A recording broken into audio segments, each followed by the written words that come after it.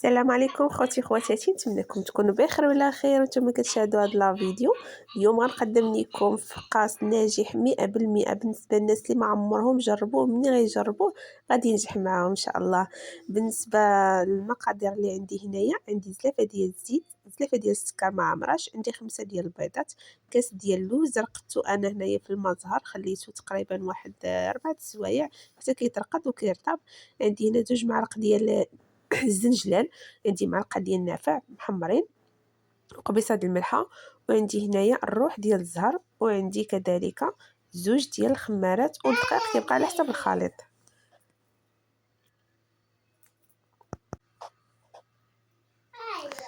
غادي ناخذ واحد القصعه فاش غادي نخدمو. غادي نوضع دوك 5 ديال البيضات،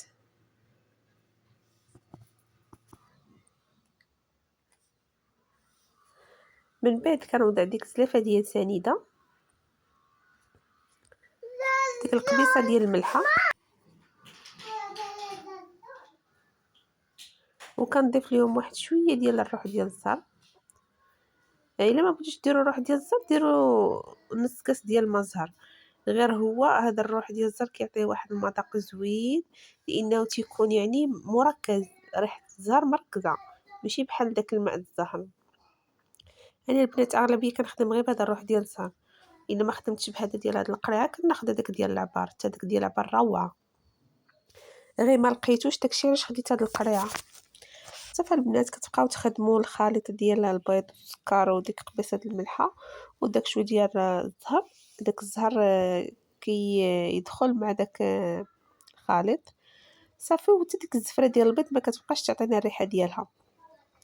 كتبقاو تخدموا حتى كديو داك السكر كيذوب مع البيض، يعني ما كتبقاوش ملي كتبقاو تحركوا حتى تبقاو صافي، يعني مابقاش دوك الحبيبات ديال السكر. ضروري من هذه المرحله انكم تذوبوا داك السكر، يعني تبقاو تخدموا حتى كيذوب. شفتوا كتبقاو ديروا بحال هكا كتلقاو عادي، يعني ما كتلقاوش دوك الحبيبات. صافي في هاد المرحله غادي نضيفوا ديك الزلافه ديال الزيت،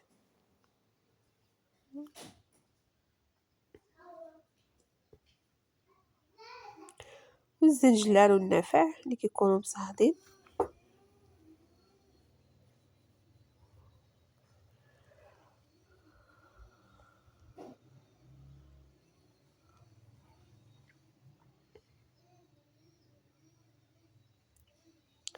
فالفقاس صراحه البنات يعني يعني واحد الوصفه اللي مغربيه، يعني ما كاينش شي دار كتدخلي ليها ما تلقايش فيها الفقاس وغريبه. يعني هاد جوج حوايج اغلبيتهم كيكونوا في كل دار، يعني شي حاجه اللي زوينه بزاف. وهنا غادي نضيف داك الكاس ديال اللوز اللي درت ليه الماء زهر، درته في نص كاس ديال الماء زهر وخليته. انا كنخويه بالماء ديالو، كتشوفوا معايا راه بقى لاصق في التحت ديال الكاس، كنحاول نحيدو كامل. هانتوما شفتوا راه ملي كديروه في سميتو راه كيدغيا كيتفسخ، يعني راه كيكون رطاب كياخذ الوقت ديالو. ما كانش عندكم الوقت ديروا غير شدوا غير الماء سخون، تسخنوه مزيان وخويوه على اللوز وخليوه، وديك الساعه ديروا له شويه ديال الماء زهر. صافي ديك الساعه ما عندكمش الوقت، الا عندكم الوقت خليوه ليله كامله يبات مرقد. صافي هنايا كنضيف الدقيق وكنضيف ديك 2 خمارات،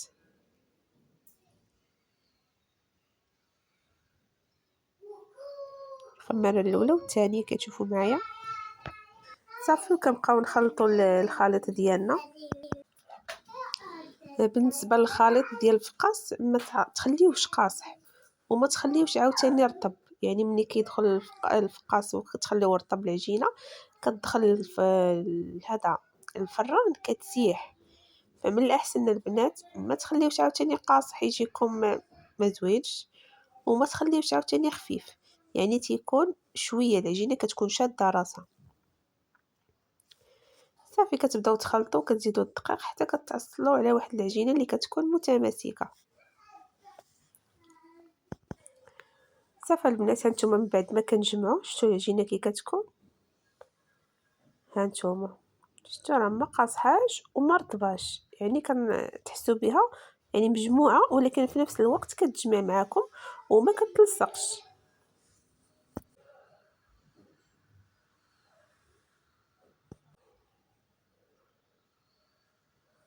المهم انا البنات كنحاول غير نجمع ما ندلكوهاش.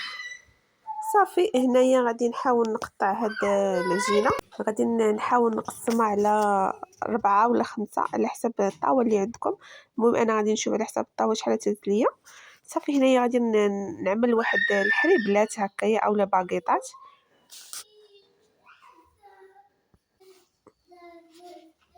بعد ما كنشكل دوك الحريبلات كنوضعهم فوق اللاطه اللي كتكون مدهونه بشويه ديال الزيت. كناخذ واحد الزليفه كنوضع فيها شويه ديال الحليب وشويه الكاكاو، كنتحصل على واحد الخليط اللي كيكون دقيق شويه. صافي وكندهنوا بهم هاد لي باكيط ديالنا بواحد البانسو. كنحاولوا ندهنوهم كاملين كيتغطى يعني الوجه ديالهم كامل بهاد الشوكولا والحليب.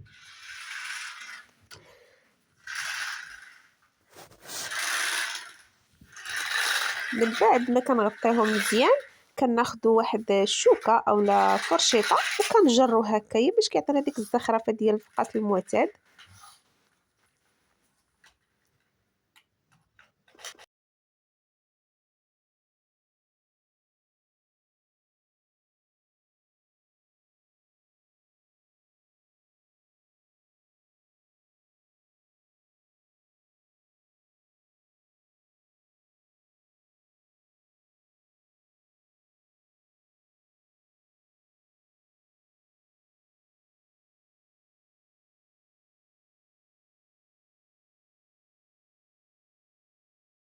صافي البنات كناخذوا واحد الكوردون هكا وكنتقبوا به داك الفقاس. ضروري البنات يعني من النصائح ديال الفقاس باش ما كيطرطق لكمش في الفران، والطريقه باش كتدخلوه الفران يعني كيكون سخون وكيكون يعني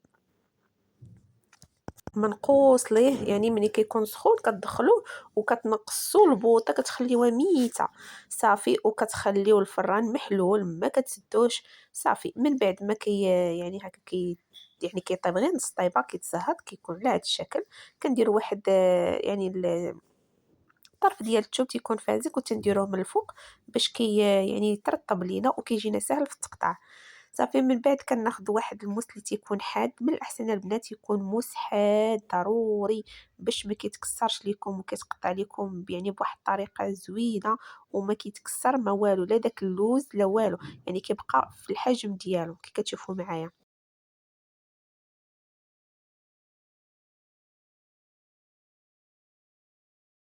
صافي من بعد كنوضعوه في اللاطه كنديروه حتى كيتحمر يعني من الجوانب بجوجهم يعني كياخذ واحد اللون ذهبي صافي. وكنقدموه بالصحه والراحه وكيبقى هذا هو الشكل النهائي ديال الفقاس. فقاس زوين ناجح 100% بالنسبه للناس اللي معمرهم داروه. يعني ديروه بعينهم مغمضين غادي يحمر لكم وجهكم في هذا العيد.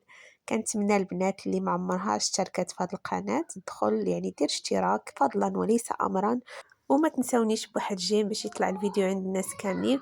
وكذلك لعجبكم ما تنسوش انكم تبارطاجيو مع الاهل والاحباب باش تعمل فائده على الجميع. الى هنا استودعكم الله الذي لا تضيع ودائعه. دمتم في رعايه الله والى اللقاء.